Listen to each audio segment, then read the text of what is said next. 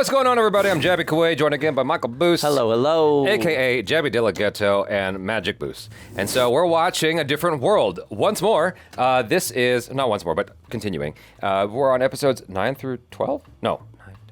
Yeah, 9 through 12. Yeah, very excited to jump back in. If you guys want to watch the entire thing with us without any cuts or interruptions, head over to our Patreon page, patreon.com/cinejump. You will need your own Netflix subscription or, your own access to the show, so you can open up each episode side by side with our reaction. We give you a 3, 2, 1 countdown sync, and it's like you're watching it with two of your favorite pals from the internet. Thanks so much for being here. Let's jump in. Okay, bunch of lines. Lines. Is it a tornado? Stars and stripes. Blow on the paper. Blow fish. Blowfish.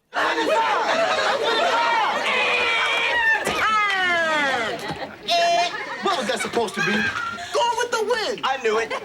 Sure you did. Didn't. Sure you did. Can we give it to them? Oh, please. I know Can we you guys give are it to in love, them? but y'all are making me sick. Oh? I tried. Wait a minute. Who's she kissing at? Going with the wind. That Blow guy? on the paper. It's our turn. Come on. This time we're going for a green square. Nobody in the whole movie even blows on the paper. Oh my god. She's gonna draw one line and they're gonna get it. It's a wheel. That would be so accurate, honestly. That is so accurate. Yep, there it is. How is it that something's never changed? How do women do that? Mind meld. Mind meld. Hello, Jaleesa, Kimberly, Leslie, Walter, Robert, Dwayne. I missed anybody? Oh, I don't think she likes having this many people in her room. Do you want to play? I have to take a rain check. There's a French film festival at the Student Union. Or should I say Union des Students? That would be something Whitley would go to. Oh yeah, for sure. Well, y'all just stay right where you are. Comfy and cozy. On my bed. I'll just stand. I'll just stand. Just threaten her voice.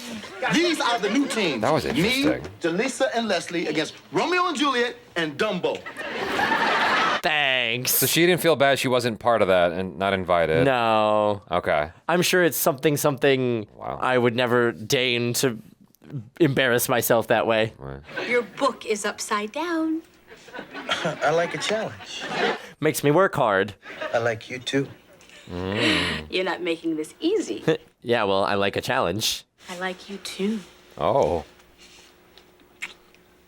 Okay. Okay, all right, okay. Where are we headed? Oh. How is she so quiet when she did that? Slam the door. Slam the door. Slam the door. Like kids. I had no idea. Please forgive me. Don't worry about it. Why'd you interrupt then? Just leave. Forgot my gloves. Your hands aren't warm enough. Oh my Don't god. mind me. This is where I came in. I just live here, If I was Whitley, I would have just left. Yeah, right? Like, Yeah. could have left a sock on the door. Bye. I mean, he's just everything. I mean, we laugh, we talk. He is cute. He's adorable. I love that Whitley's into You should it. see the way he reads. Upside down. Super cute. Maybe he needs glasses. I hope not. I love his eyes. They're not gonna go away if he's got glasses on. No one appreciates the first blush of romance more than I. And while there is a time and a place for everything, This is not the this always time. gonna be the place? And this is not the place. You know what the guys at the boys' dorm do for privacy? Come in off the lawn. They have a signal. Sock. When Robert's here, what if I hang a towel over the doorknob? That's That is pretty so obvious. locker room. I've got it. A scarf. Okay, but I get to pick it. Oh, it goes without saying. I get to pick it. Aren't we just the perfect team? When an ugly problem rears its head, we just lop it off. I love, she was so ready to get Yeah. Kimberly kicked out of her dorm Early and on, gone. Upon the Yeah. pillowcase I view a strand of hair that is not mine. Oh, Meat Locker's still here. If I could take back yesterday, the things I said I'd all replace. My God, he's giving this good outfit a bad name. Right? The purpose of poetry is to take a familiar idea and present it in a new and innovative fashion. Look at his face. This poor guy. This poor guy. She doesn't like anything. Just my opinion. Except her own Which there is poetry. no shortage. I know what she's saying, sir. He loves poetry. In its attempt to become simple and direct, it became maudlin.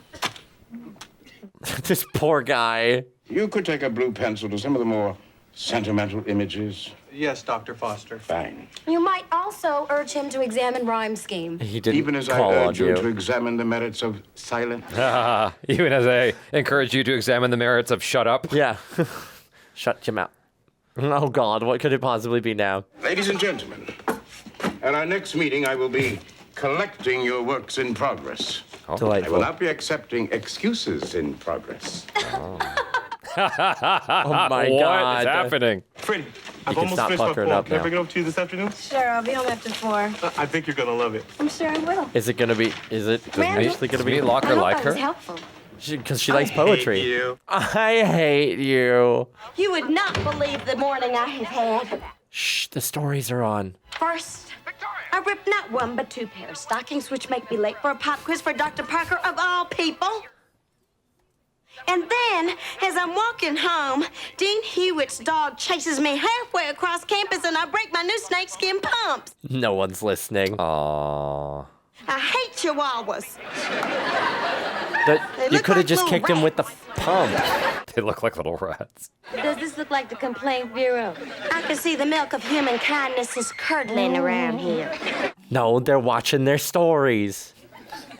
Oh no. Oh, there's a scarf. There's a Oh, scarf. there's gonna be a being scarf. There's gonna be a scarf. I need to get into my room. Whitley, this is not a good time. It's 11:45. He's naked. A.M.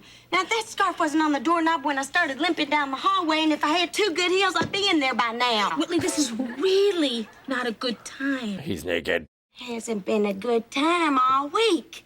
Now, I need to get in there and get me 2 good shoes at work. Okay, 1 minute, 1 minute. Just gonna bring out some sneakers. That don't Uh-huh, fit. yeah. They're not Throw gonna some match. shoes at her. How about these? Oh, God. You can make those work with your outfit. I think you spoke too soon. Your resident assistant assists me. Call the dorm meeting right now. Oh, God. What are we meeting Yeah, about? why? Freshmen and their hormones. We had that meeting last month. Look over there. In the last week, that doorknob has worn my scarf more than I have. At least it's a fashionable scarf. Isn't there a dorm rule regarding gentlemen callers? Mm-hmm. You're allowed to have them. Yeah. Isn't there a clause that says there's no illicit behavior on the premises? Yeah, right. How do you know that it's illicit? Has Scarf. it been that long? Let me educate you about something. This is coming from the Virgin. Whitley, this is something that you two have got to work out yourselves. That's it? Yep. That's your residential assistance? The problem has reared its ugly head. You gotta lop it off, right? Yeah, you're right. Have either of you seen a poetry review? Not yet. I just skimmed it, but it is on my night table. Did he do bad? I wrote a lovely poem about an ant.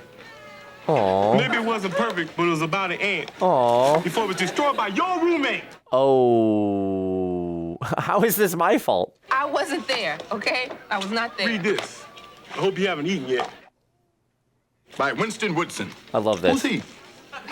I'll just keep reading. Drowning. Doesn't sign his papers in Air, Meat Locker. Death. Insignificant speck. Yo, this is deep. Genocide. Zoo. Suicide. Oh. Pest. Pesticide. Oh, God. Now, what's that supposed to mean? Well, you know, I'll just put take It's obscure, self-indulgent, and stupid. And it don't rhyme. Agreed. A lot of that did rhyme. I finally thought I found someone who respected my poetic voice. Aww. I just hope people still take me seriously as a poet. I know I will. As long as you keep winning football games. Yeah. Well, Whitley, I'm really sorry about what happened earlier. I mean, Robert and I were studying, but, well, Studying biology, maybe. Well, it appears to me that our little signal system isn't working as smoothly as we had hoped.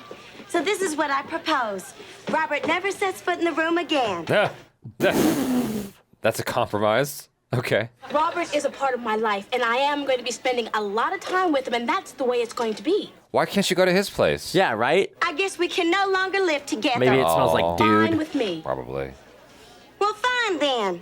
Wow. See, look at that. Oh, yeah. I'm gonna tell Letty, and then I'm gonna call Daddy, and then I'm gonna call Oprah. Oprah.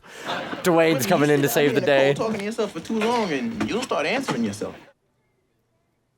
Accommodate and considerate. You give half your room your favorite scarf, and what does it get you? A cold seat on a cold slab. Why don't we go inside and get a warm slab? Yeah.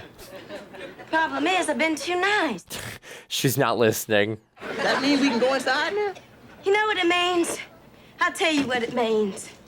A change is gonna come. What kind of change? Nothing good. Perhaps a change of character by the end of this episode. Thank you for coming in early. I wanted to speak with you. Oh. I've read the poetry review. The layout is eye-catching. But Great, but Sir, you don't know what it means to me to hear you say that. I was very nervous. I wouldn't do a good job. You didn't. oh, I worked very hard to make sure that each of those poems was perfect. I'm sure you did. you edited everybody else's poems. There is no such thing as a perfect poem, and it is not the editor's job to create one. Uh-huh. Of the 18 poets you've published here, 16 came to visit me, Saying that 13 were they're... weeping Oh my god. Was a little overzealous. and arrogant. Just plain rude. When I was a first-time editor, I too felt it was my task to correct the work of my fellow poets. My advisor had the sense to remove me from my position. And now I'm going to exercise that same good sense. Oh, dang. god. Someday you'll be ready to resume your position, and when you do, one suggestion. Yes. My dear Miss Brooks, lighten up. Lighten up. I shouldn't have changed your poem like that. I'm sorry. does he still have his old poem? Apology accepted. You'll be relieved to know that someone else will be editing the next poetry review. Will it be him? Yeah, probably. I know. I'll try to be gentle. Oh, it's him. Yeah. That dude in the back had the stinkiest stink he face. did. He did. Okay, I'll see if I've What is happening right now? Is he doing a Bill Cosby Yes, impression? he is. full. Dwayne, as your They all financial are. advisor, They all are. This is incredible. I advise that you do the same. Face. Now, how good could the boy's hand be? Who are they? I'll see you. Oh. But canonically, who are they imitating? Yeah, right? Because technically he's not a famous person Yeah. in this world. Hello, Dwayne. Oh, Greetings, what? Robert. What? Whitley, what's up? Can I help you? Is this your desk? Yeah? Ma'am. Oh my goodness. Forgive me, I'm Whitley Gilbert, your new roommate. And you? Randall Adams. Oh, God. Is that your bed? Yeah? It's my bed now. If we're gonna get along, you can't go screaming to the top of your lungs every time I make a little bitty suggestion. She's just owning him. She, like, fully picked out, you're the weakest link. What's going on? I'm moving in. Oh, well then, welcome to Looking Hall. I'll be right down the hall if you need me. It's like, She I'm can't done with move this. in. No. I don't see why not. This bed's just going to waste. Oh, my God. Guys, let's let Whitley and her guests have some privacy. In our room? Dwayne, what you doing standing around in your drawers? This is my room. I didn't even catch that.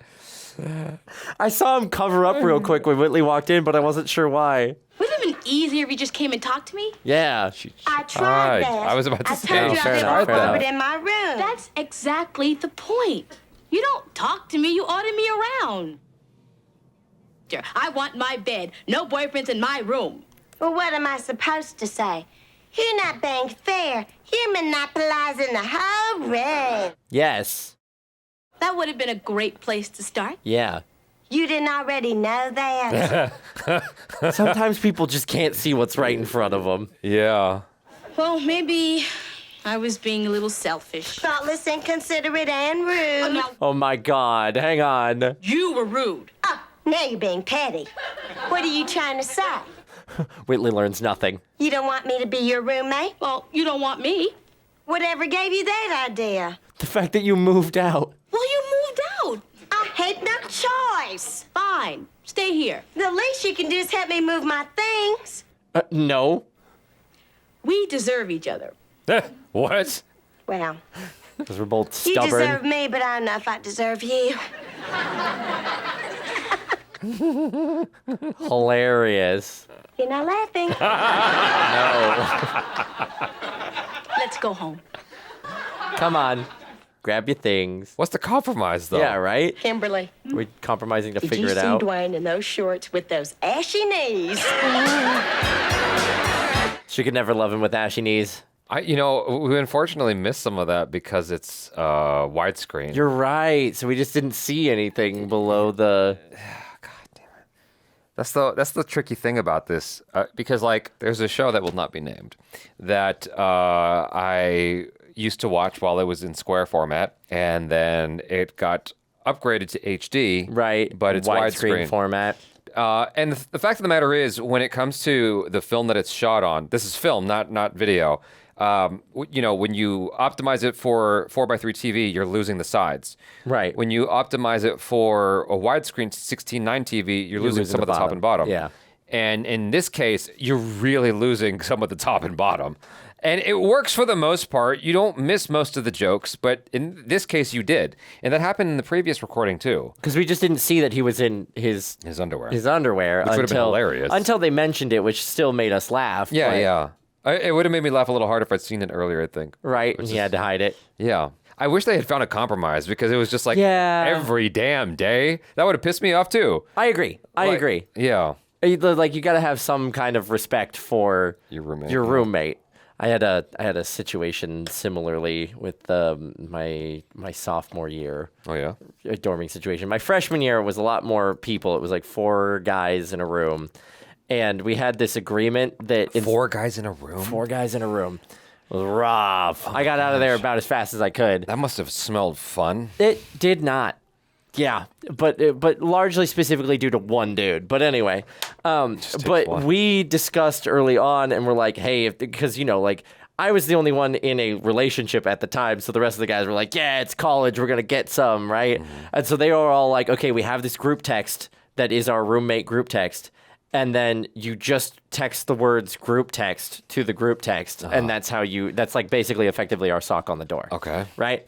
Then my sophomore year, I had another roommate who was in a relationship. And they were just constantly there in the room all the time, twittering to each other and having little moments. And it wasn't so bad. I could mostly tune them out because I'd put my headset on and hang out and listen to music. Mm-hmm. But one night I was going to bed and I heard the talk taking a spicier turn and then kissing sounds and stuff like that. And then the talk took a really spicy turn. And so I really had to be like, guys, pitch black in the room. I was like, guys, I'm still awake, Dead silence. And then from the other bed just comes, thanks, man. And then it was dead quiet the rest of the evening. Oh, so awkward. I would have just yelled back, group text. Group text. Well, that's the thing. It was a different roommate. He wouldn't have gotten the joke, unfortunately. I know, right? That would have been the best. Yeah. But I wasn't particularly a fan of those roommates. So that would have been quite awkward. Yeah, right? I would have just snuck out of the room. I don't know. I don't know, dude. I just snuck out of the room. I'd be like, I can't with this. The only time I've been in the same room, God, I'm trying to think. I was hanging out with, I'm trying to think of the easiest way to contextualize this. So my best friend at the time was dating my martial arts grandmaster's daughter. And so we were at our grandmaster's house, and he wasn't there. Martial arts grandmaster. And so I was there. He's there. He's on one couch with the grandmaster's daughter, and I'm on the other couch with my girlfriend. And we decided to put on a movie, and I'm watching the movie, and my girlfriend's watching the movie, and we're just watching it. And then I hear... I'm like, what the hell's going on over there? And I realize that they're making out, and it's they just haven't had a chance yet to properly make out and stuff. And I'm like, oh Lord, this is so awkward. Can't you all go to the room or something? Yeah, let's drop the pretense that you're watching the movie with us. Just get out of here. But the awkward thing was we rode with him.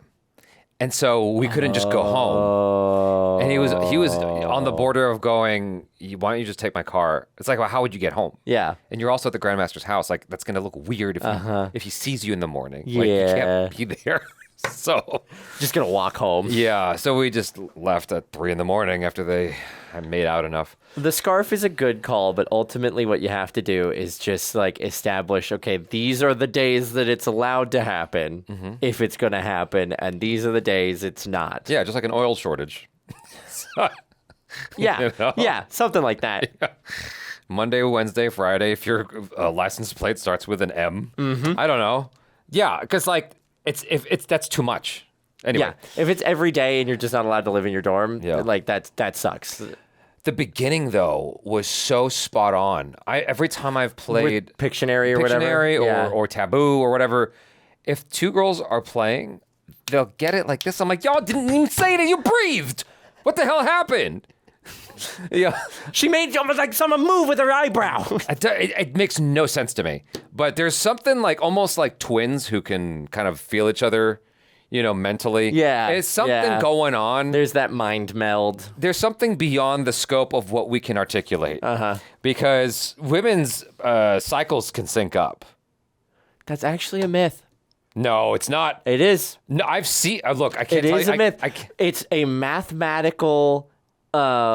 Basically, because the cycles can range in the number of days it takes. Some women have like a 28-day cycle. Some women have like a 32-day cycle, or like kind of around that range. Because of that and the difference in patterning, eventually they will all find a time where they all sync up for a while, and then it kind of syncs, and then it kind of syncs, and then it'll desync after a long period of time.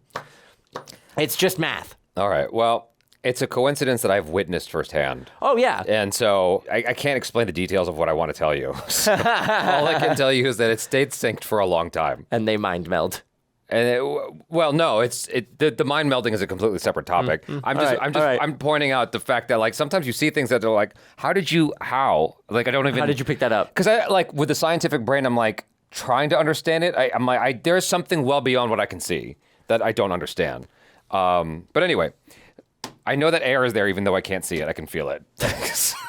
You know what I mean? Next episode. The mind meld is there.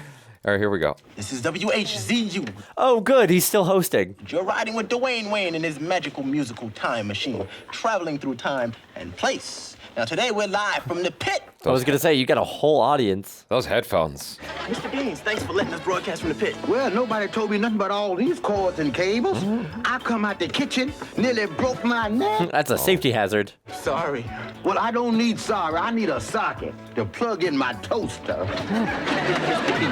Oh, They got everything plugged in. You know what this is? Piano. Dapper D's latest album. Dapper D? Yes.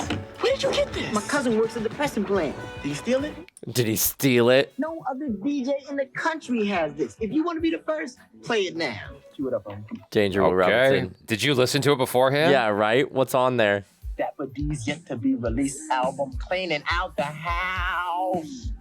I'm already... But just remember where you were when you heard it, and who was the man that played it for you. And the man that gave it to Ron. Oh, that's just the music. Okay, so I guess it's just good. I mean, I think in the 80s we had sounds in our music. Yeah. I was worried that it was going to be, like, bad. What is this? It's the link to the gutter? Did he say what I think he said? Oh. Oh, no. This man's a filthmonger, trying his best to shock respectable people like, what'd they say? She immediately clutches her pearls. He's getting in so much trouble. Hey, now what happened to the music? Oh, they're in trouble. Oh, no. We're off the air, man. Yeah, because you just got in trouble for copyright. What's going on? Dean Hughes called a radio station and had me pulled off the air. You're kidding. You didn't tell it was my tape, did you? They shut him down. What? Why would they do that? Gotta go pirate radio. A few reasons, starting with people moaning like they heifers in heat. Yeah, that's a good place to start. Receiver, extension, star, number. Number star. So close. You've lost another one. Well, if it's important, they'll call Couldn't have back, been that right? important. With you answering, we'll never know. This guy is such a square. He is. Oh gosh, here we go. Uh-oh. It begins. Hey, Freddie. At least she can't put them all on hold. She's executive in charge of shredding my nerve. I need to see Dean Hughes. Well, she's home today, sick with the flu. They're trained to lie. They're trained to lie. She called the radio station and she had me pulled off the air. She must have called from home. They can't just take you off the air. What about the First Amendment? What about FCC censorship? I'm not waiting till next Thursday to find out why my show was banned. I'm not waiting another 5 minutes. Well, I'm afraid you're gonna have to. You're gonna have an angry mob on your hands. Fine, I'll wait. Right I'll there wait. until next Thursday. Right here. Uh-huh. That's right. We will. I love her being on board. They're making a stand. People, it's almost 6 o'clock and I have to lock up the building. Oh no. I have a spastic colon. Okay. Go home and have some fiber. Go have some fiber. College is officially under siege. My goodness. They brought drinks, they brought popcorn, they brought blankets. Look out, here comes Whitley. I had to be Whitley. Is Whitley here in support? I just came here to drop off this dinner menu for the Alumni Winterfest. Oh, and by the way, Kimberly, Mr. Gaines is looking for you. Work, I forgot all about it. Oh no. He said if you don't show up in 5 minutes, you can kiss your hair neck goodbye. Well, I think this is a little bit more important than serving burgers. But you worked so hard for that job. Exercise your constitutional right to be unemployed. Whitley's like, I wouldn't be caught dead. Attention all radicals! I'm going home! Goodbye. Oh no. Is she stuck?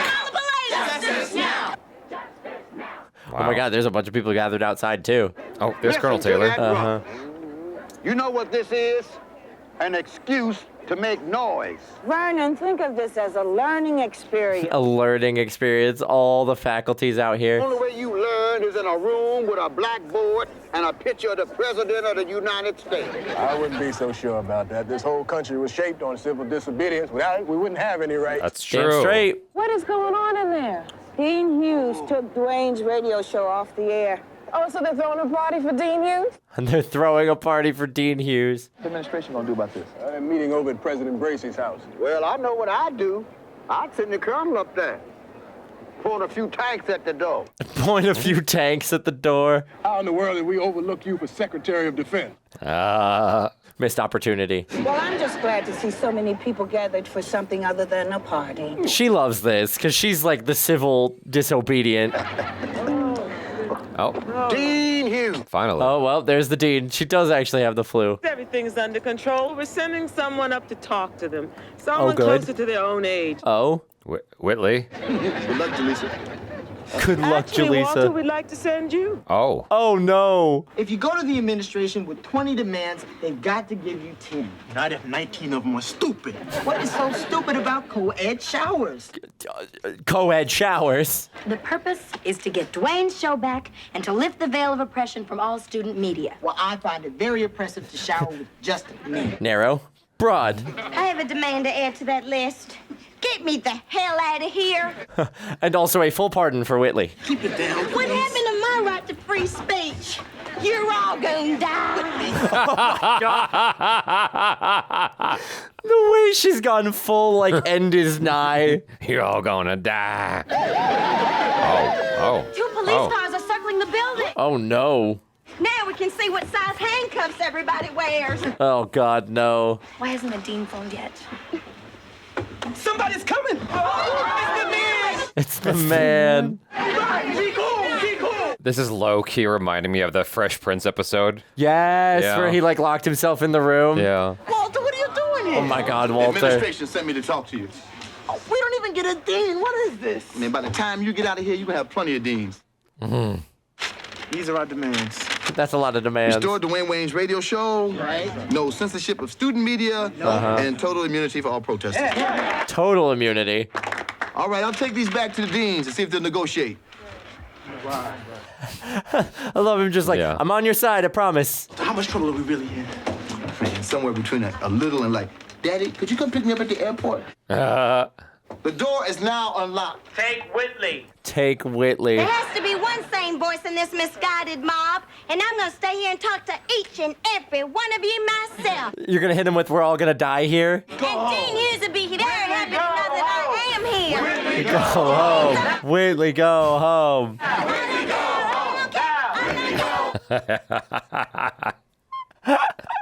The immediate pivot of like, I'm going to be the voice of reason. Wonder what they're gonna do to us. You know what they did to the kids who took over this building in 73? Oh, God. Freddie, we can't even worry about that. We're in too deep.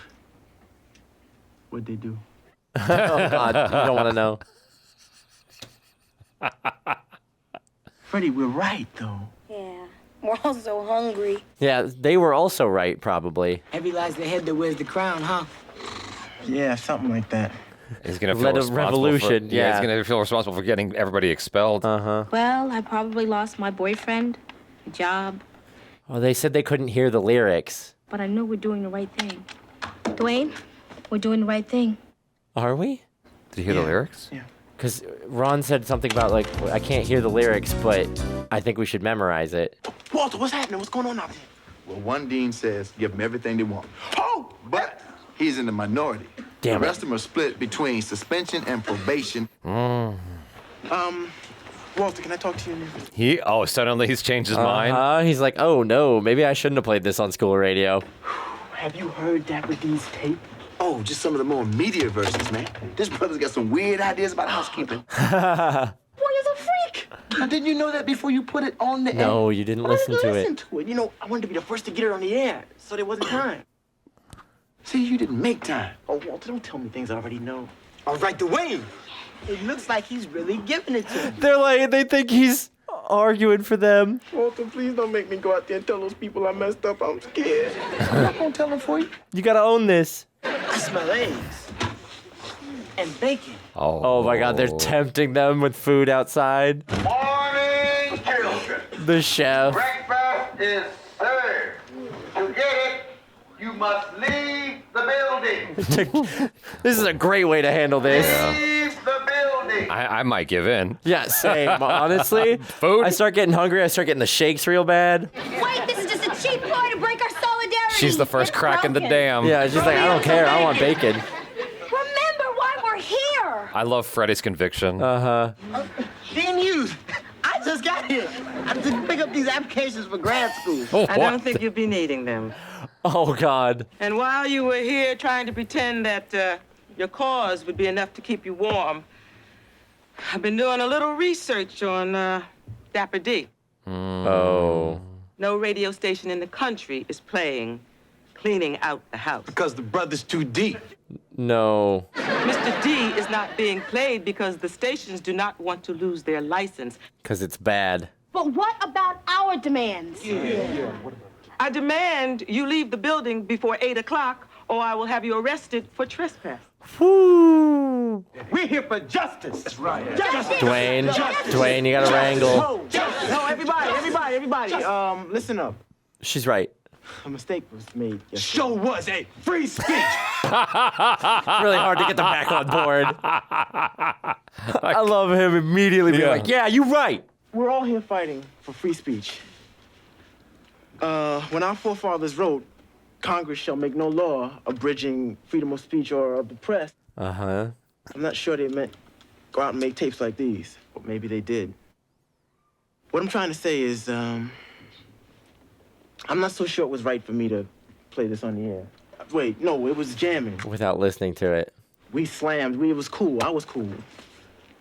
But to play it without listening to it first, that was wrong. Bad call. What are you saying? Oh, no. The Leave wolves are building turning. peacefully and promptly, and I promise you no disciplinary action will be taken against any of you. Great, that works. What about his show? The show. Mr. Wayne, as of today, your time machine is off the air. Aww. For 1 month. Oh, okay. You will be permitted to air your special tribute to Dr. King. Thank God. Okay, wash your hands. Yeah, wash your Sanitizer. hands. Yeah, sanitize. Don't touch your face. Wow, that takes courage. Yeah, right? Wayne. Because that mob almost turned directly on him. Oh, you were there with me all the way, Freddie. I'm impressed.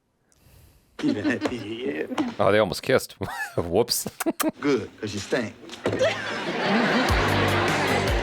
I love that there were two awkward things and then they just kept it. Yep.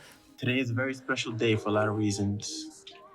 We're honoring a man whose nonviolent protests brought this country closer to fulfilling its dream. What an interesting way to line it up with Dr. King. Yeah. Like, and like recognizing I guess the difference in just being impassioned as a college student, kind of almost blindly, versus like an actual cause that you should continue to fight. It's tricky. Because today, that kind of music is so tame. Oh, yeah. You know? And it's largely considered tame, too, by today's standards. I mean, it was just a few years later, Baby Got Back came out. Right. Literally just a few years later. The early 90s is when you saw like a revolution of very, very aggressive music, shall we say. Yeah. I'm trying to find a way to phrase it in a way that like, bothered the white parents. Or just it was not your parents' music. Basically. Yeah, just parents in general. It's like there was a lot of feelings at the time, but like the reason why it got play and the reason why it got attention is because it was edgy. I don't know if there's even edge anymore. Right, because like there was this whole like backlash against the explicit content label on records being put on records, and when they went out, it was largely seen as a target against rock music, and like it's going to be something that prevents like sales of rock music because parents are going to see like it's labeled as explicit content for just like different language, and now it's kind of worn as a badge of honor, where there's at least one, maybe two albums that have come out in like our modern era that are just the parental advisory sticker, and that's the whole album cover. Oh, wow. And so it's kind of interesting how sentiment has slowly changed about what we think is appropriate to play on the radio, what we think is appropriate in music, what we think is appropriate to play at the Super Bowl, right? Like one of the biggest, most televised concerts on planet Earth. Yeah. What used to be like really risque back when this was coming out is now just like, oh man, that's like, I didn't hear a single thing that was really bad except maybe the moaning and like cows. Well, there's a Fleetwood Mac song from the 80s that has some moaning in it. Even today, I'm like, that's a little awkward. I've got a song by a rock band called The Pretty Reckless that also opens with that. And every time it comes on while I'm not alone in the car, I'm like, oh, Jesus, skip. Because like the rest of the song is great, but that opening bit is just so forward that I'm like, I promise you this is a good song. We're gonna listen to something else. There's a Rob Zombie song that kicks off with the drummer making some sounds at the very top. That song, like, used so many times for movie trailers, just leaving out that part. And bit. So when you go and seek out the song and you hear that at the beginning, it's just like, I can't listen to that with anybody. What's going on? Yeah. But this was an interesting episode that, like, Wayne had to come around on. And I really wonder how young people felt at the time watching that episode. This episode in particular. Right. Because the messaging was interesting. Like, what is the messaging? I think it's... Like, stand up for what you believe in, yeah, but like... standing up for what you believe in, but also taking the time to make sure your cause is... Understood by you. Yeah, okay, gotcha. Not just like rushing crazy into, okay, we're taking over the dean's building, we're staging this sit-in, and doing your due diligence... Okay, that's fascinating because that same messaging is all throughout Fresh Prince of Bel-Air. Will appropriating the struggle, the messaging and struggle of like Dr. King and Malcolm X and all that stuff. It's like, but do you even understand? And Uncle Phil, like in episode 1, was like, I heard the man speak. Yeah, I was there. Yeah. Like, we are not the same in this. Yeah. But also the idea of like, we are now giving you these opportunities so that you can struggle in a different way. You can change more of the system because we got the system to change and open more doors for you. Those episodes of Fresh Prince are even more removed than these ones because these are coming out in the late 80s and Fresh Prince was like early to mid 90s, right? Yeah. So that's even more removed from the original struggles of like Malcolm X and Martin Luther King. So it's interesting that they're still having this conversation of like this generation wants to be a part of that and wants to do that thing, but maybe is jumping on board a little too fast or not like thinking it through. That does seem like kind of the message of this episode. I almost feel bad for black kids from these eras who are like dealing with the police and hearing from their parents all of this stuff about racism. And so just by osmosis, inheriting this conversation and having outrage because of their actual experience and inheriting through osmosis the experience of their parents, and then they're being reprimanded for having outrage. Doing the thing and like having outrage. Because that's effectively what this episode is doing. Yeah. You know, and that's what Fresh Prince was doing. But like, I understand the messaging because like, it does make sense. You should be well informed about why you're upset, but it's still like an awkward burden that almost feels harder in its own way. Right. You know, right. I get you. Because that's obviously different than being like watered down by the police, in, like, being the fire chased hoses, in the fire. and, That's what I mean. having The fire dogs hoses, like, set on you. all that Yeah, stuff. yeah, Like stuff obviously. like that. Tremendously worse. I'm looking at this, I'm going, God, I can't even imagine like hearing it all the time from your parents, experiencing what you might experience with the police, having to be like educated on your rage. Right. You know what I mean? Right. Like, okay, yeah, we struggled, but like, how dare you struggle like we struggled? Yeah. Kind of thing. Yeah. I get the point you're kind of making. Yeah. It's like, it's the idea that like, because, you know, Uncle Phil's generation and the generation before, all of our friends here at Hillman College struggled like they did, it allowed for the opportunities for, like Uncle Phil said, for them to find places higher up the ladder to continue that fight, right?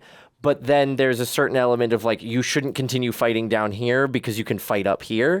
When sometimes like doing the same thing is what people want, is like the easiest channel for that energy and that activism. Yeah. But then your parents being like, no, you got to use the opportunities. This sort of just speaks to what happens with each generation. I remember as a kid being told by my teacher or someone, or maybe it was my dad, the amount of information you receive in the newspaper is more than someone 100 years ago received their entire life. Just think about what someone consumes today versus what like you consumed or what your parents consumed in their entire life, right? Or continuing forward in their entire lives, right? That's crazy to think about just the ingestion of information on a daily basis. Your brain cannot process all of that, and so I think you're being hit with different burdens that the previous generation wasn't. Yeah. And the previous generation is telling you that you're a wuss. You keep complaining. Yeah. How dare you worry about all these problems when we were young? We only worried about one problem and stuff like that. It's interesting because like, you had mentioned how, I don't know if it was the kid who mentioned it, or one of the kids, or one of the grown-ups who are being told something about how this generation doesn't appreciate. Oh yeah. They're lazy Yeah. and not worth the paper that we hand them to write on. Yeah, Yeah. it's basically the same thing that every generation before says about the generation after. Right. As humanity, we are constantly struggling and making advancement to make life easier for our children. That easier life is achieved and our children are able to struggle and worry about other things or solve other problems that you just did. Then you're like, you're lazy. You're worried about these small problems. I had to walk uphill both ways to school in the hip deep snow. I think what it comes down to is both things are true. Yes.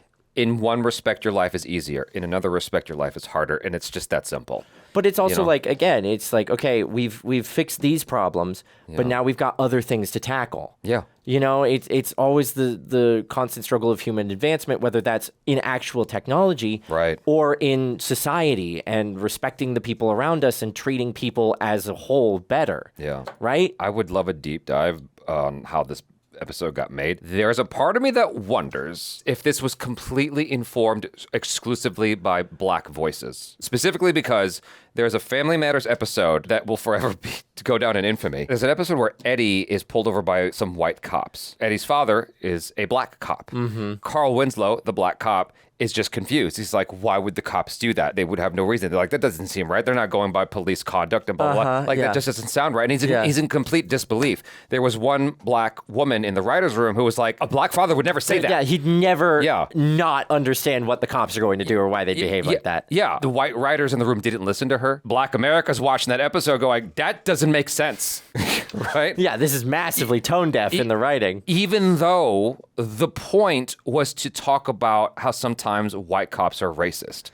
Like, the intention of the episode was correct to just sort of spread the word, like, this happens in the real world sometimes and it can be difficult. But like, the way they went about executing it was just a clunky way because they didn't listen to the one black woman in the room. Yeah. That's my understanding of it. Please correct me if I'm wrong. So likewise, back to this, I'm just wondering, was it all black voices talking about this? And what were the ages talking about it? Yeah. Like, how did we get to that? Because I just want to know. And how do you guys feel about this episode in today's 2020 hindsight vision? Luckily, you know what? They got a rehash of the Carl Winslow thing with Carlton and Will going to jail in season 1. And it was done better too because Carlton was like, no, that's not how people act. And it makes sense because Carlton has lived in this kind of like Beverly Hills bubble. Right. With the protection of his dad. And so you can still have that character being like, that's not how these things work. And then Will being like, yeah, that's how things work. And you still got that same basic beat for beat structure, but it feels like it's executed better. Right. In that sense. Right. Now, she says she doesn't want any alimony, and that's why she's doing that movie in Italy.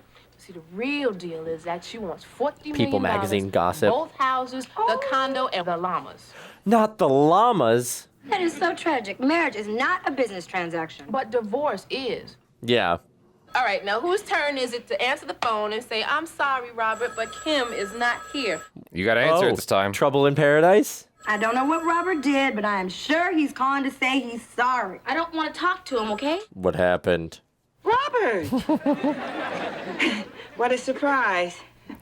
No, Kim's not here. She must be out on the quad. Is Robert the name of the dude she was making out with? Yes. Okay. Kim, I find lying morally reprehensible, but when I do lie, I like to know what I'm lying about. Robert and I had a little fight. This is more than a little fight. Well, you know how it is. You saw them talking about You the say gossip column. something, he says something, you say something else, then he says the stupidest thing that's ever been said in life.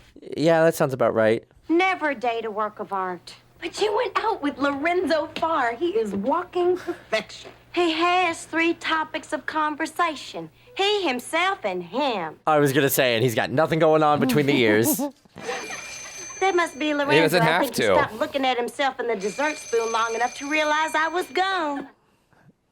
Yes, Lorenzo. It's Robert. It's interesting that she's annoyed by someone who's concerned about their looks. Kim. Yeah, right? It's Robert. On my phone. You got to have this conversation. I don't want to talk to you. Goodbye. Damn. Whitley's immediately interested. Don't tell me.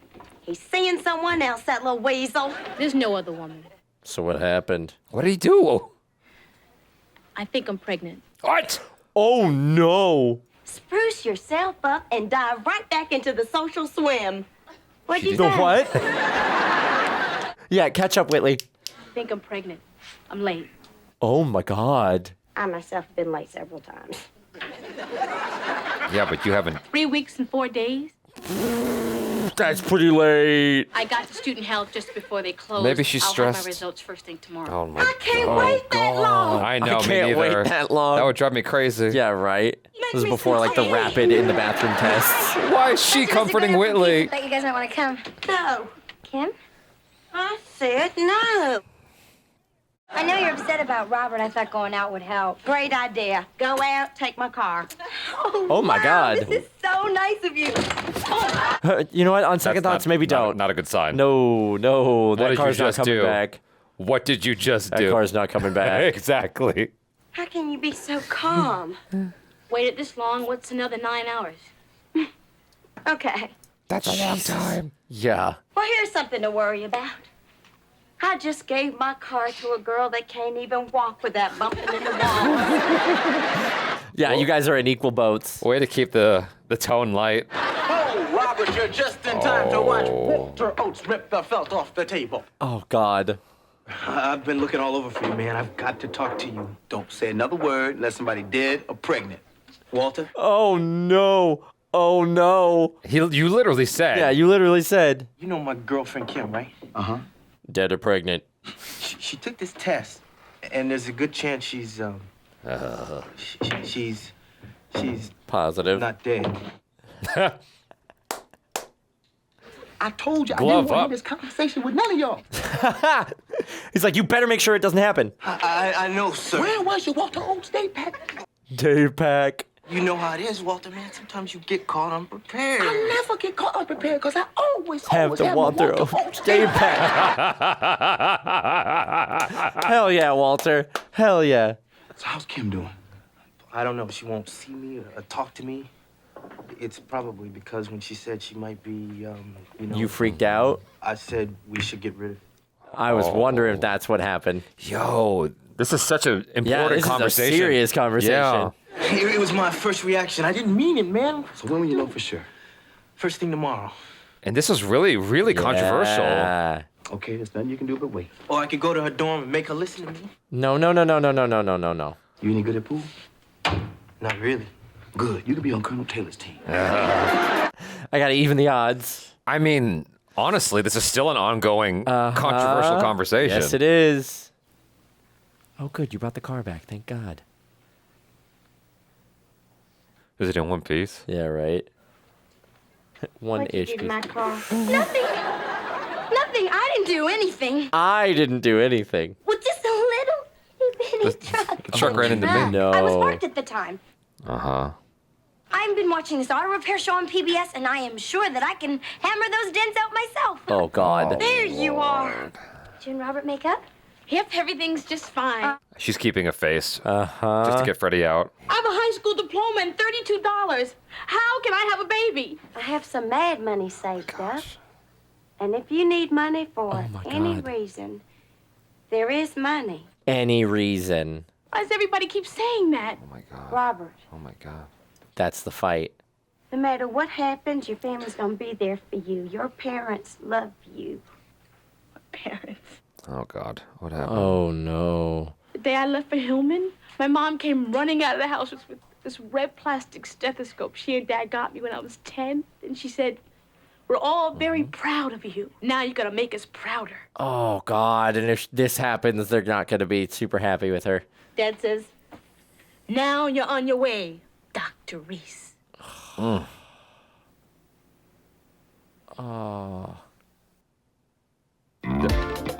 I was like, is that the end of the episode? That's the end of the episode. That was No more really answers. quick. Maybe we ought to let these boys go home. I mean, I'm up next.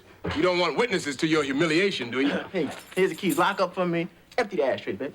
Empty the ashtray. I think I'll leave, too. Sit down, boy. Yeah, you don't get to leave. Now, I swear, I will not go on and try to talk to Kim. I just want to go home and go to sleep. Yeah, quote unquote. I'll walk you back. Walk me back. Damn straight, I Walter. suppose I should trust you because you're such a responsible citizen. Gotcha there. Yeah. These boys are old enough to find their way home. No. Besides, No. if you leave, won't be anyone around for me to Forfeit. You walk him straight back to the dorm. Oh my God. Walter, you know, What? I've watched you with your boys. You're doing a fine job. There's only so much you can do. Dwayne Wayne, for example. I mean, you got him on the right track. Thank you, sir. But Flawless. It's an excellent game to watch. You know, Dwayne's been seeing my daughter. He didn't happen to ask Okay. you for one of those 8-packs, did he? oh no. Gotta suss out. Just walking away. Who won the game? I'm not here for this. Who actually won? Yeah. That was great. I'm not gonna take that with the 10-foot pole. Oh God, guys. Thank God Whitley sleeps with the window open. Or no, it's not Whitley's dorm. Yeah, well, it is. Oh no, it is. No, who's? No, Oh it's no, Freddie. that's Freddie, Freddie. It's yeah. Freddie and Jaleesa. Will you please be nice? My boy's got to talk to this girl. No, see, your boy's got to get the hell out of here. Jaleesa, she could be in serious trouble. Like family trouble. I think you're going to have to dig just a little bit deeper into No, your 'cause then everyone's gonna vocabulary. know. This is why he's bad at Pictionary. In trouble.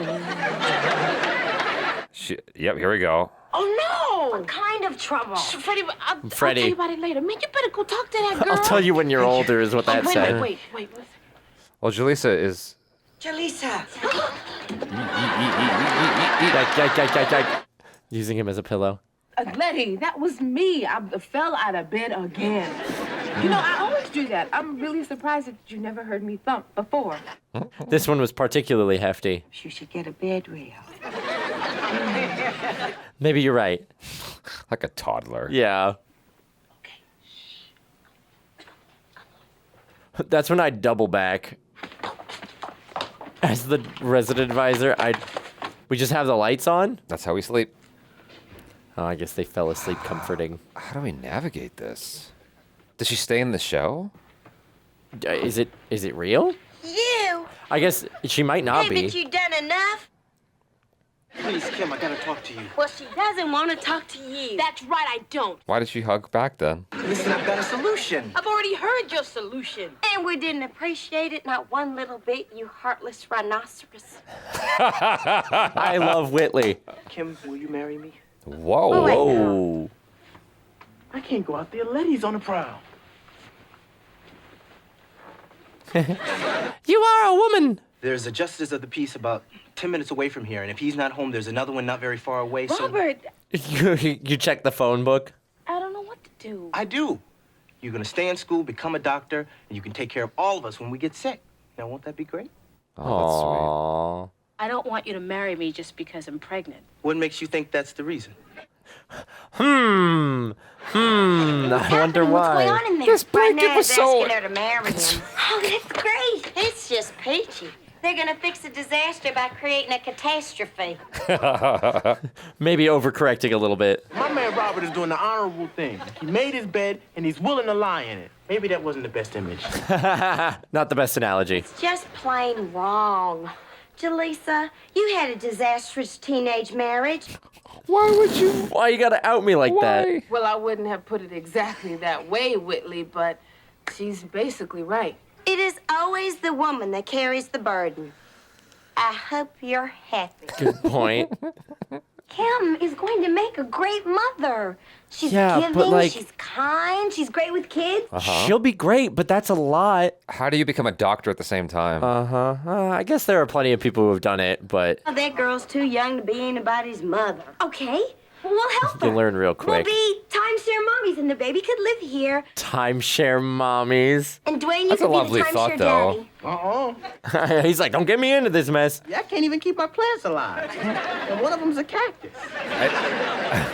Cacti don't cry when they're thirsty, like little Robert or Roberta's gonna do. Robert or Roberta. It's a lovely thought, but it's Yeah, not it's a practical very at kind all. thought. I've known a few people who have had babies when they were young, Okay. and Yeah. they managed to make it all right. This is absolutely the worst thing that could happen to a person. The worst thing? The worst thing. And if it were me, I wouldn't have it. And you wouldn't either. You know, I used to think that, Whitley. But not too long after Lamar and I separated, I found out that I was pregnant. And yeah, I thought about having an abortion. Then I decided to have Oh one. my God, wait. I had a miscarriage. Can we talk about something else now? Dwayne's having a hard time. The weight of responsibility is weighing on you, isn't it, bud? Well, we decided not to do anything until we know for sure. Great. But I'm gonna be there with you no matter what. He gonna be there with her. Go ahead, brother. Dwayne. Dwayne's like, not all men. Not all men. Hey, man, didn't you learn nothing last time? Do you want to get her pregnant again?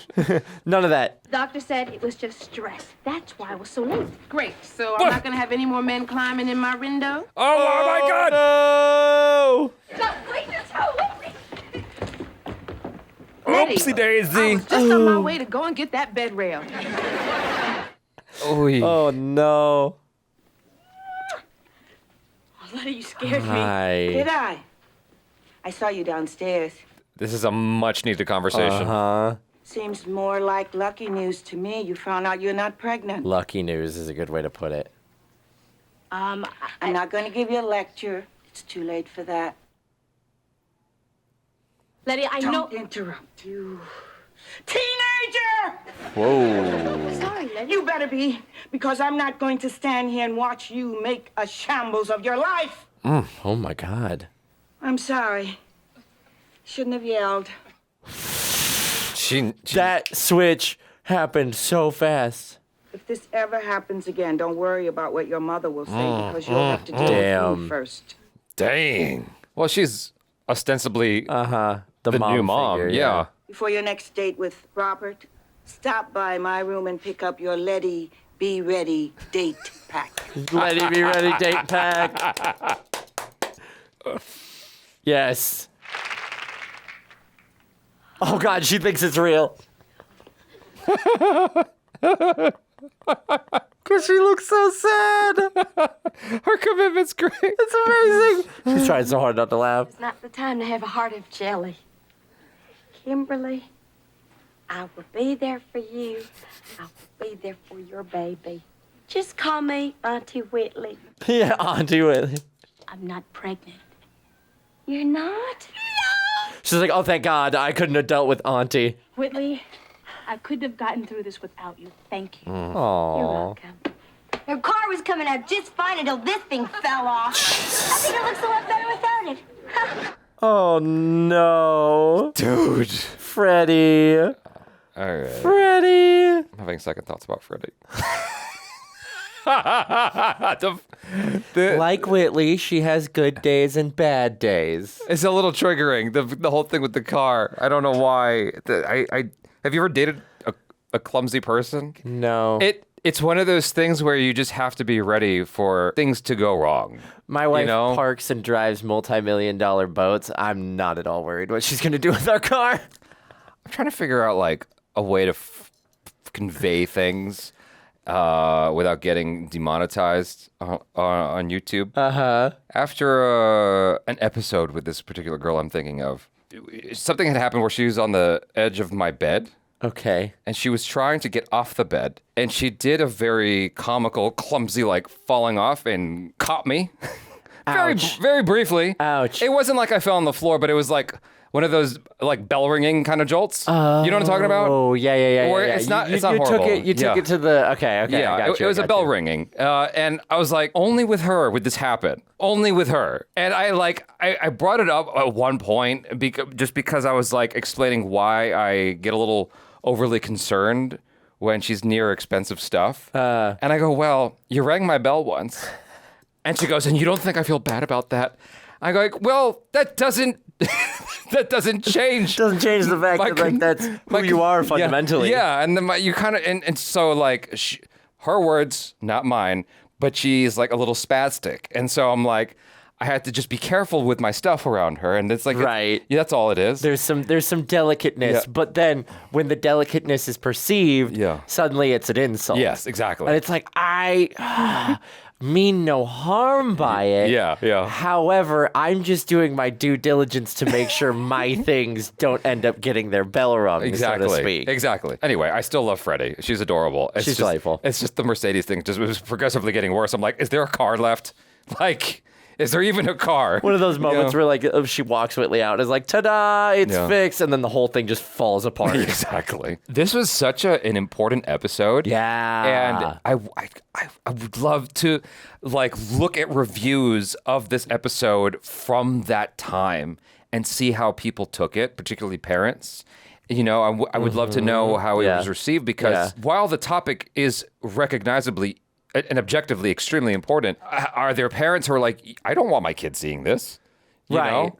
So that's a good point. Is like, okay, is this conversation too risque for television at this time, or was it timely? Because I think that the message they put out is important, but even with my modern sensibilities, I feel like we didn't even like scratch the surface really on it because it got solved magically and nobody had to make a decision. Like you didn't necessarily have to deal with the weight of coming to terms with that decision. But I guess that's the whole idea is like you don't want a lasting impact on these characters because it is a comedy and it is a sitcom. You can't have them, have her going through the whole 9-month period, right?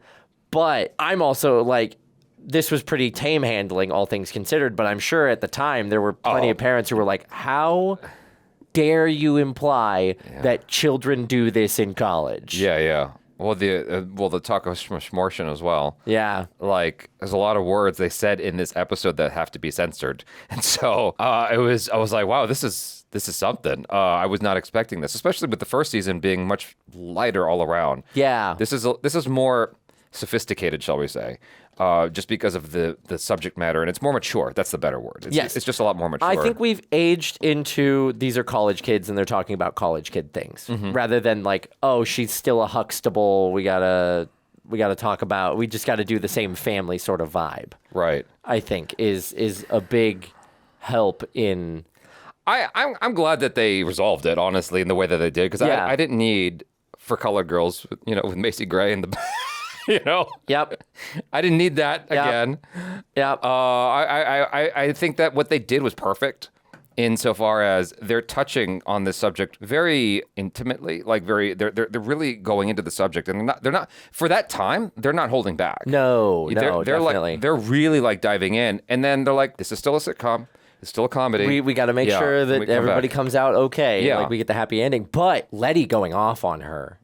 At the end. Yeah, that was cool. Was a really great moment. Yeah. Where it's like, okay, everybody else has been, oh, we'll be okay and we'll come together and everything will be fine, whatever the decision. And Letty just being like, you idiot. Yeah, yeah. Like, I'm glad she gave as much of a responsibility to Kim for not being prepared as Walter kind of jokingly did to Robert, right? Like, if I were in Walter's shoes, I definitely would have chewed Robert out. Like, again, acknowledging that this is a sitcom, so not everybody gets chewed out, and, Walter handling it is funny, and we still get the conversation, but Letty actually being like, I'm furious at you for even inviting the opportunity for this to happen. I was glad that they kept on the pool scene with Colonel Taylor. Because I think that perhaps this is also speaking to adults who have kids in their charge, that they have to be responsible for. Yeah. Whether it's you're a big brother or a parent or whatever, I think that it's showing you that it's important to have those conversations and inform them to strap up and all that. For me, I before I even had any sort of sex ed in school. In high school, I should say, because I had some in Catholic school. Right. But in Catholic school, they didn't teach you about protection. They just taught you about the changes your body goes through. Right, gotcha. And what puberty sort of does to your brain and how you kind of reflect on yourself. That's more what it was discussing. But it wasn't really talking about protection. And so when I was 14, I made friends with someone in my martial arts school who was 26. And so it was always in the habit of having older friends. Okay. And so... most of my friends were grown-ups and properly out in the working world and whatnot. And so she's the one who sort of walked me through a lot of this stuff to just condition me to strap up, to be careful. Remember. Even in the excitement of things, she's like, stuff can get moved around. And those things those bastards are they're very persistent with trying to make their way up. So make sure you wash your hands and stuff like that. Yes. If she's touching you or whatever, just be careful. Sweet Caroline. Yeah. Anyway, sorry. Yeah, you just got to be careful. And so she drilled it into me so hard that I was very particular about everything to the point of if I put the glove on backwards by accident, you're like, okay, that's moving gone. on. Next one. That's a wasted one. That's what you're supposed to do, especially if you're playing it as safe as possible. I was always, especially in college, I was the one throwing out the date night preparedness packs. Oh, really? Yeah. I'd make sure my friends were armed and ready, so to speak, whenever they had dates, whatever they were doing. I was always making sure, hey, if you don't get them from me, you can get them from student health.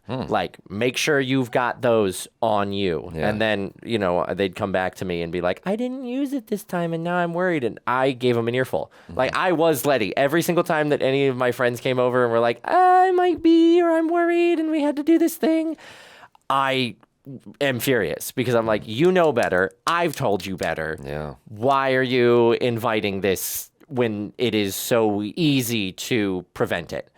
Granted, it's not 100% prevention, but still, it's 99.8%. It's 97 or 97 something percent. Yeah, there's still 2.5% chance. But that's So if you did it and if you used it and it still happened, I wouldn't be mad at you. I'd be supportive. But if it happened and you didn't use the thing and the good sense that I gave you, I was furious. Yeah, I was so mad. Yeah, I think that we have a more open dialogue about these things today than we did in the 80s. Thankfully, yeah.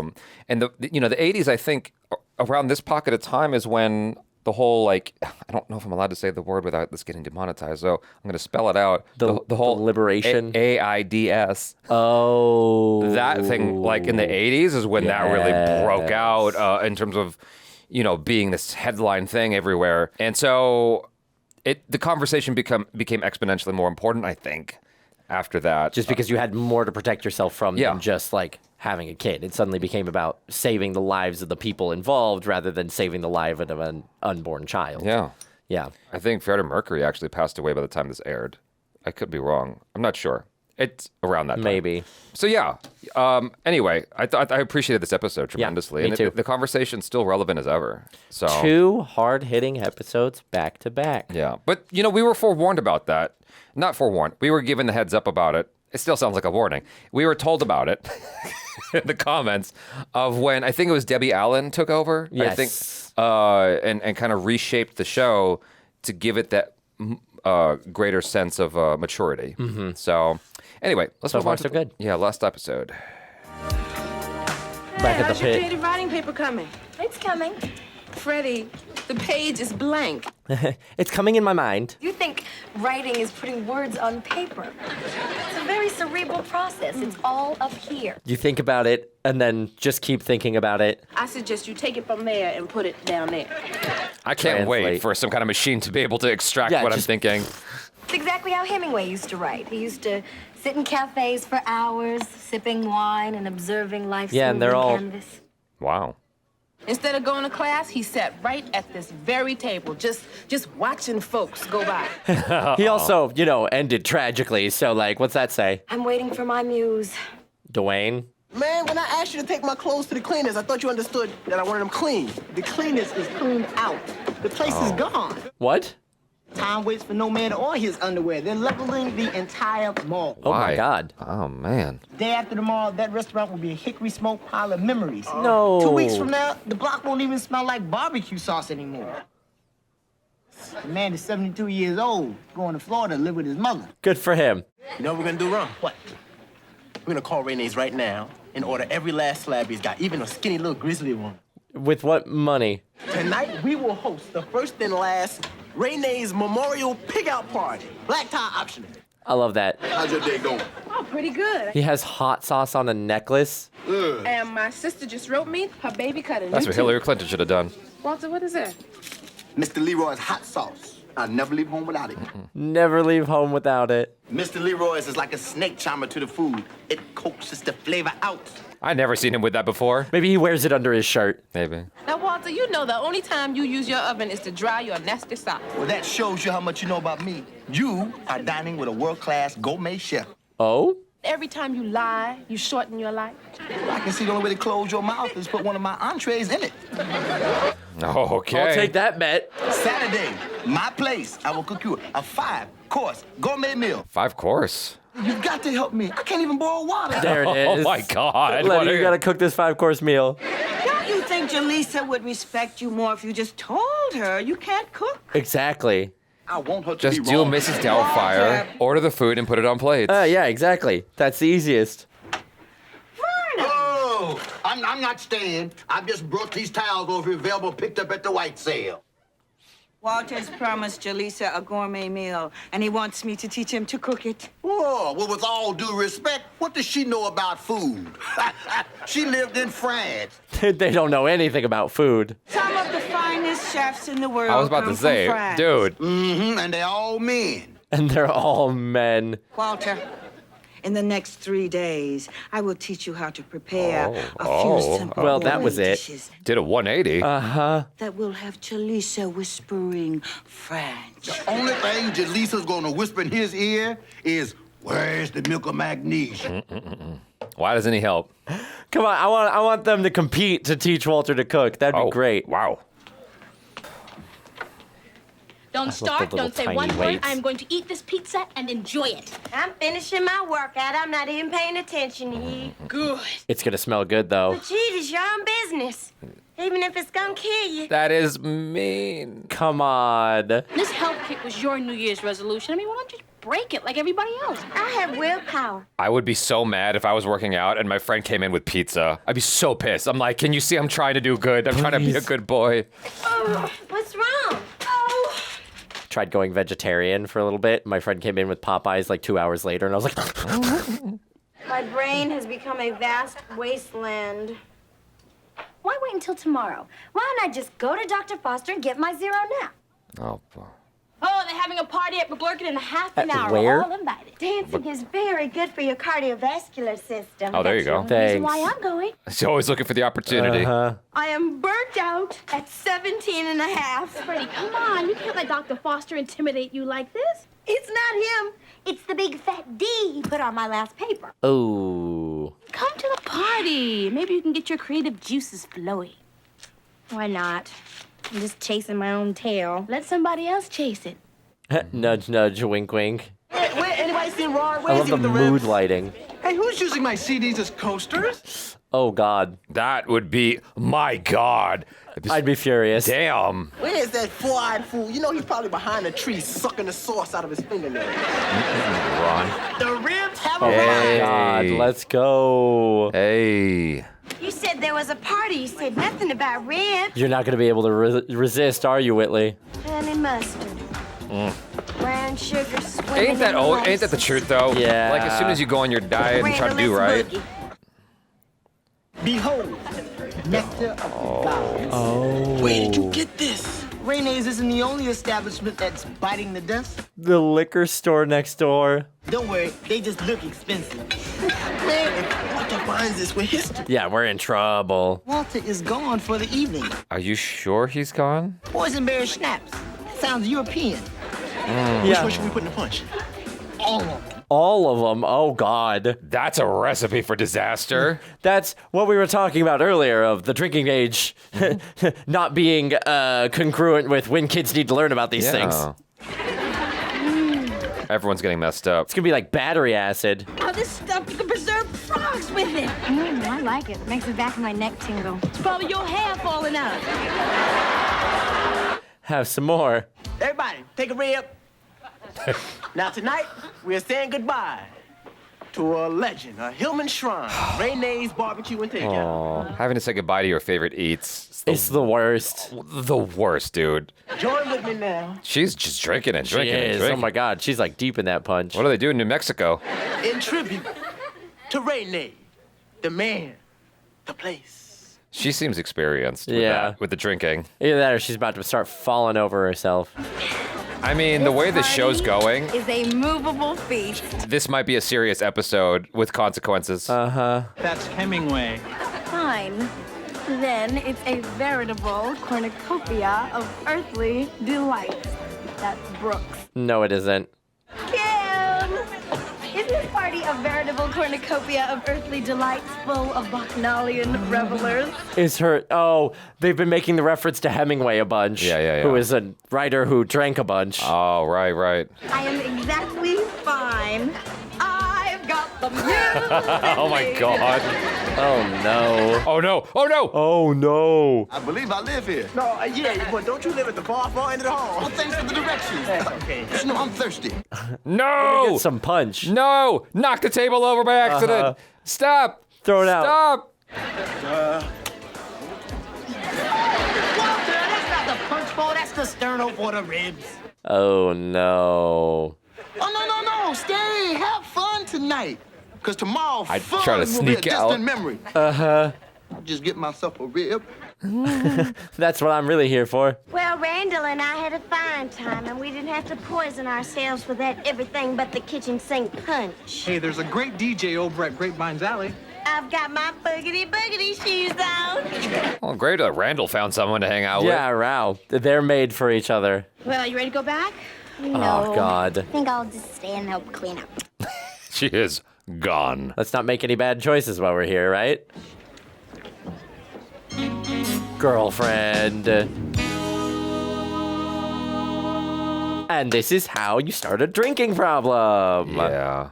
I just come to see how you're doing with Mission Impossible. Walter's doing just fine. In fact, he has exceeded Just my fine. expectations. What are you doing? What are those red streaks doing in my pastry? I love when she Oh, loses no, it. he hit it with the hot sauce. This gonna be more fun than watching wrestling on TV. God, and he's just like rolling that dough out every which way. Oh, my God. She got a problem. Yep. This is how you get a problem.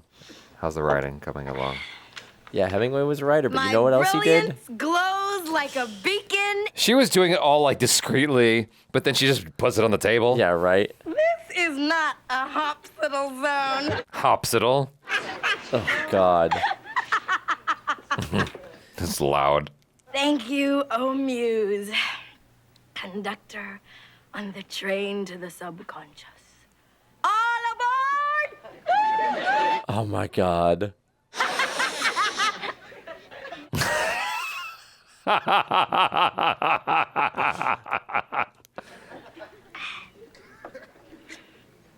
Do you need more? Are you getting more out? I don't, like... Yeah, like at what point does the librarian come over and be like, hey, what you got there? Well, I personally... I wouldn't be enjoying myself in this kind of environment and drinking. Mm-hmm. Like, it's either by myself at home or with a group. I am sailing to Byzantium. Oh my God. Why are we doing this? Oh my God, at what point does a librarian make this stop? What are you doing up there? This is a library. Come on, Freddie. Come on down. Come on down. Oh God. Oh God, don't do it. Don't do it. Don't do it. Oh, that's a good way to throw your back out. Yeah, right? I love you, Dwayne. Uh-oh. I love you too, Freddie. No. Oh, Sit down. I'm gonna be sick. Oh, Is God. the world spinning? I'm glad she can run to the... Freddie, no. Oh, God. Put the hot sauce in. He's got it in the mitt. Just fine. It hasn't curdled yet. That's good, because you've used my last egg. That's what's wrong with the fridge. I know.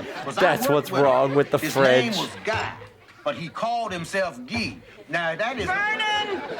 I have a headache. She's like, everybody's driving me crazy. Salmon in the crute. Oh, well, it even looks like a fish. Yes, in its very own special way. It's beautiful. And excuse me.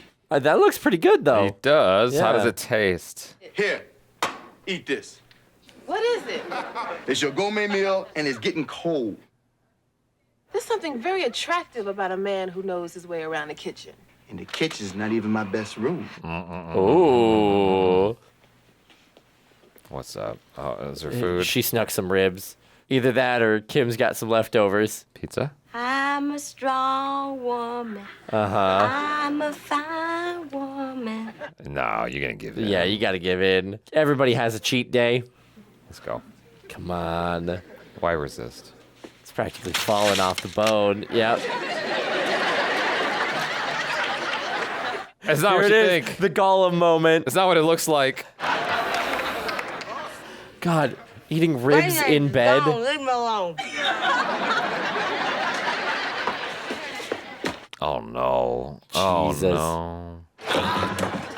Oh, that's not a good look. Why? That's not a good We look. just found in the library, working on her paper. Yeah, poor kid's really tired. We'll just put her to bed and be on our way. Where we going now? Bye. By any chance, was Freddie drinking? What makes you say that? The room is spinning. That. I know what you're thinking, but we did a good thing here, Walter. We rescued this poor child. Now, the way I see it is, if you hadn't gone down to Zacon Liquors for that fire sale, she wouldn't be in this condition. Yep. Yeah, exactly. I think Freddie's been drinking. Does your mama like you? Damn. Oh, no. Oh, God, get it. No! He slaved on that. Yeah. Oh, man. And she didn't even get to take a bite. Good morning, good morning. It's a beautiful day, and how are you? Yeah, you're speaking too loud. Now I know what it feels like to be embalmed. It's like there's a monkey inside my head just wailing away with a hammer. She needs water. Yes. The last thing I remember is sticking my head in a big fish. And Walter may never speak to you again. What did I do to Walter? Ruined his fish en croûte. First of all, we're gonna get you out of these stinky clothes, and you will promise to never snuggle up with Brother Booze ever again. Brother Booze was a big help last night. He got me over my writer's block. And then he left Held you my like pen this. Steady.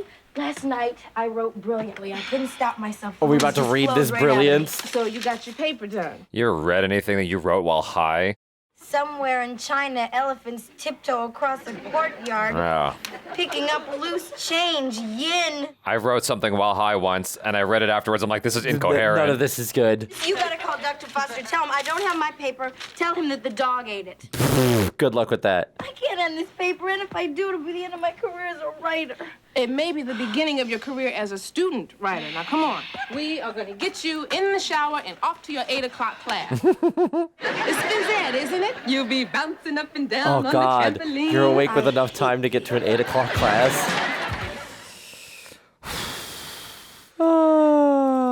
Interesting way that they handled that particular topic. We didn't necessarily talk about how bad that was. Yeah. It was just like, well, you learned your lesson. I mean, we had 2 kind of heavy episodes in a row, so maybe that's why. Maybe that's why. Lighter. I know. I was expecting like more of a conversation about like doing this at your age and being aware of what it does or what can happen. They didn't explore that at all. Nope. Yeah, I felt bad for her because she got really addicted to the substance, and it was bad. And like at the end of the episode, it didn't seem like she kicked it. It seemed like this is just I need to find it. Do it again. Yeah, I gotta find it. I need to track this down and do it again.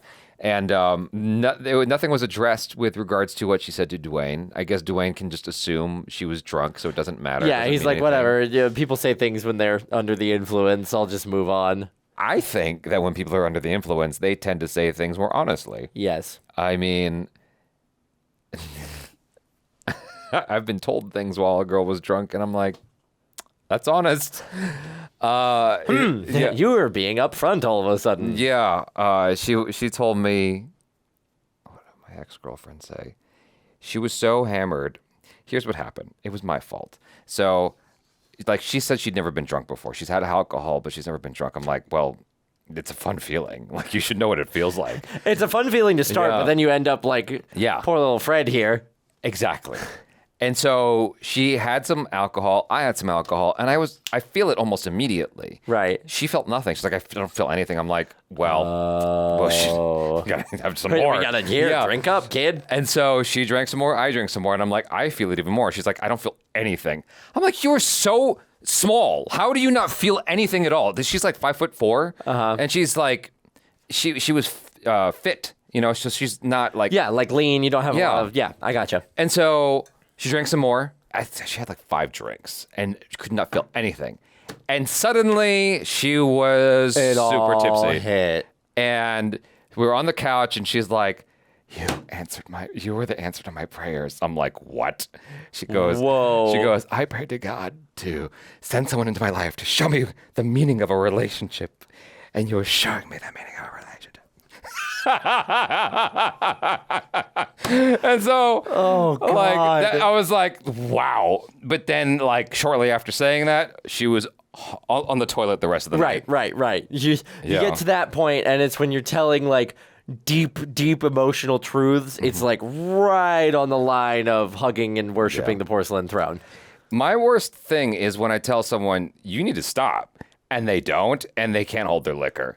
I find it, like, I take offense for some reason. It makes me so mad because I'm left with the burden of watching out for you now. That is the big frustration, and that's why I don't drink a whole hell of like, I like drinking and I enjoy having like a couple of drinks with my friends. But once I get to even like remotely tipsy, that's when I stop. Oh, really? Because I've had to take care of sloppy people too much that I hate feeling like I'm the one who's sloppy. Ah, okay. And I immediately go into like, even if I'm just a little bit more than I usually am, my wife can tell you, I just like start apologizing and I'm like, I'm so sorry, I'm being a problem, I'm just gonna stop now. I'm like, if anything, that's more annoying. Yeah. But because I've had to take care of people who went too far, and it's a deep frustration of mine, I just hate doing it. And honestly, it's probably to my benefit because it means I'm very like diligent about monitoring my drinks and making sure I don't go overboard. Right. I remember I was hanging out with somebody and I kept telling them, you should stop. You should stop. Yeah. And this person was confident that they're like, no, I'm good. Give me another wine. And we go hang out at this person's friend's place in Canada. And it's like this beautiful cityscape thing. And this person, and the person I was with was like, I think it's time for me to go home. I go, okay, cool, let's go. And so we're walking down the hallway in the apartment building on the first floor. Everything seems fine. We're chatting. All of a sudden, this person goes, "Hah!" Like purple vomit flies out because they were drinking wine all night. A friend of mine painted the inside of an elevator. Go. And so when the vomit hit the floor, I was like, oh my God. And this person was like, yeah, we should go. I'm like, okay. It's a nice apartment building, like a very luxury class apartment building. And she just threw up on the floor. I'm like, oh, Lord. I wasn't processing that was the beginning of the rest of the night of dealing with constant, you know, and not being able to get back to this person's place because they were constantly having to get off the train. And I'm like, dang. Why? My whole evening has been ruined. Yeah. So, yeah, it could be a little frustrating. But, like, I remember, sorry, one more. I was at my friend's birthday. We're sitting at, I'm sitting directly across from this guy. Mm-hmm. And he keeps drinking. I'm like, bro, you should, like, maybe slow down. Ease off. And he doesn't. And so at a certain point, I see him, like, doing this. Like, he looks sleepy. And I go, oh, he's going to hurl. I know he's going to hurl. He's gonna, Get this man out of here. It's going to be bad. Yeah. I know this. I know the telltale signs of someone who's, like, not right. Because you don't see it coming. Yeah, no. And so what happens is I like, let people know, like, someone needs to take him to the bathroom. So he does. Nothing happens. I go, I'm telling you, he's this close. He's this close. Something bad is coming. I can feel it in my bones. Something bad is coming. And so there's something wicked in the wind. Exactly. So I go, I think Achara was actually with me because it was a mutual friend. And I go, hey, we got to go outside, like now. Otherwise, we're going to be part of the responsibility here. Right. And so we step outside. I pay the check and we step outside. And so my friend, her boyfriend, tried to help this dude out the door. And he's like, he can't even walk. Oh, God. They get to the front door of the restaurant, right? Oh, no. And there's the lady who's at the front. The right D or whatever. Yeah, right outside the front door, who's like watching this unfold. And as the guy's coming towards the front door. And right as he reaches the front door, he lets all of the stuff out right behind the front door. And the maitre d' is just like, panicking. No. And I'm like, I am so glad I'm over here, right outside the restaurant, outside the scope of this. Because I knew it, and I warned all of you. I said it. No one did anything about it. See it coming. And some people are just like, nah, I'm good. Not processing the fact that it takes time to process the alcohol into your system, and it will take time to hit you. So you may feel fine when you're ordering drink number 3, but by the time you finish drink number 3, drink number 1 and 2 have hit you, and then drink number 3 is going to process on top of drinks number 1 and 2. And so you can get yourself in a pretty bad spot really quick if you're not paying attention, like Freddie did. Right? Where she's like riding high for a while and is still putting it back. And then all of a sudden she's like full falling into Dwayne's arms, which that looked like real. That looked like she really jumped into his arms. Yeah. Which is a crazy stunt to do sober. I feel like this needed to be a 2-part episode, honestly. Yeah, right? I think there's stuff that they didn't touch on that they needed to. Yeah, like... Just dealing with the consequences. Well, why is the question. Why was she drinking so much? Is it just because it's fun? Like, it didn't really properly address that. And I think that Freddie's a character that on the surface seems very light and airy. But, like, you can deep dive with that character and explore the fact that maybe she feels incredibly lonely. And, like, she's feeling a lot of perhaps depression or something. And then she's trying to get away from that. Like, she's wrestling with her own shit. Yeah. And that's what would drive you to be addicted to a substance. It's like, that's not a conversation we had at all. Given the 2 other episodes, I'm a little surprised that it ended the way that it did. But there's also the conversation to have that, like, Freddie is 17 and a half. That's she's true. not even 18. Yeah. Like, she's the youngest character, I think, in our cast. And there also is the conversation of, like, you don't know what you're doing with this stuff. Right. This is probably her first encounter with it. Right. Which is why, you know, she's never really realized how, like, quote unquote, freeing it can feel mentally. Right. To have this stuff. So she's riding that high with no experience of the low and what it does to you. Right. And so we didn't have that whole conversation of, like, you got to understand this stuff is either, well, I guess it's too early for it to be like, yeah, you got to underage drink in moderation. But, you know, there's also a conversation about, like, the lack of experience that she had, and that's what led her down that path, too. Right. And we didn't talk about that. No, not at all. I kind of wish they did. Yeah, me too. Yeah, but, like, I guess they handled it as well as they could within the confines of a 22-minute episode. Yeah. That's very serious. I'm just, more than anything, I'm just surprised that it didn't go deeper. Because I was set up by the last episodes. Yes. That's it. Yes. That's all it is. I'm just like, if this came before those as sort of a, hey, this is a primer that we're going to get into deeper shit. Yeah. Then fine. But, like, because of the arrangement, it seems odd now. It's like you pulled your punches. It's so weird. Yeah, like, why did she get off scot-free in this one? Yeah. And really, Dwayne and Ron only got, like, a half an earful from Walter. Yeah. But in the other two, we had, proper addressing of like actual consequences if they still stick around in the dean's office. And then Letty literally going off on Kim for making a bad decision. Yeah. Well, we'll definitely get something like that in Fresh Prince at a certain point. I remember that much from Fresh Prince. Okay. There is an episode dealing with a character trying to sustain energy for school. And so, yeah, that's going to come up at some point. So every once in a while, Fresh Prince gets pretty serious. Okay. As we've experienced ourselves. Yeah. And so looking forward to more of Different World and that. You guys, thanks so much for hanging. I am Jaby Koay. This is Michael Boos. Peace out.